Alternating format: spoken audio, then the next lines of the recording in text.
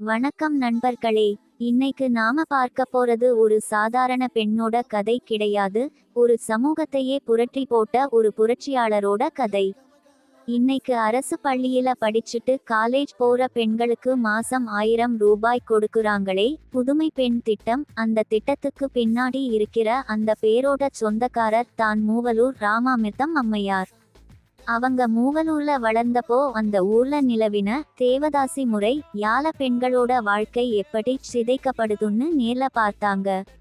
அந்த கொடுமையை எதிர்த்து துணிச்சலா சண்டையிட ஆரம்பிச்சாங்க. பெரியாரோட சுயமரியாதை இயக்கம் வந்தப்போ அவரோட கொள்கையால ஈர்க்கப்பட்டு ஊர் ஊரா போய் பிரச்சாரம் செஞ்சாங்க. அப்போதெல்லாம் தேவதாசி முறைக்கு ஆதரவா பெரிய பெரிய ஆளுங்க இருந்தாங்க. ஆனா கடவுளுக்கு சேவை பண்றதுங்கிற பேர்ல பெண்களை ஏன் அடிமையா வச்சிருக்கீங்கன்னு அவங்க கேட்ட கேள்வி அந்த காலத்துல ஒரு பெரிய அதிரடியை உண்டாக்கிச்சு.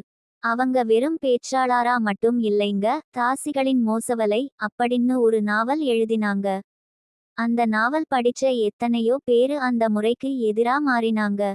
டாக்டர் முத்துலட்சுமி ரெட்டி அம்மையார் சட்டமன்றத்துல தேவதாசி ஒழிப்புச் சட்டத்தை கொண்டு வந்தப்போ அதுக்கு வெளியில இருந்து பெரும் மக்கள் ஆதரவை திரட்டினது நம்ம மூவலூர் அம்மையார் தான். விடுதலை போராட்டத்துலயும் அவங்க சும்மா இருக்கலங்க.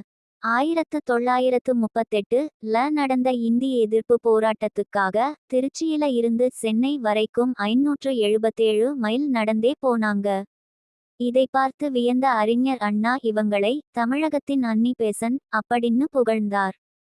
பெண்களோட திருமணத்துக்கு உதவி பண்றதை விட அவங்களோட படிப்புக்கு உதவி பண்ணா அவங்க வாழ்க்கை நல்லா இருக்கும்னு அன்னைக்கே நினைச்ச அந்த பெரிய மனுஷியோட நினைவா தான் இன்னைக்கு தமிழக அரசு இந்த உயர்கல்வி திட்டத்தை சிறப்பா நடத்திட்டு வராங்க.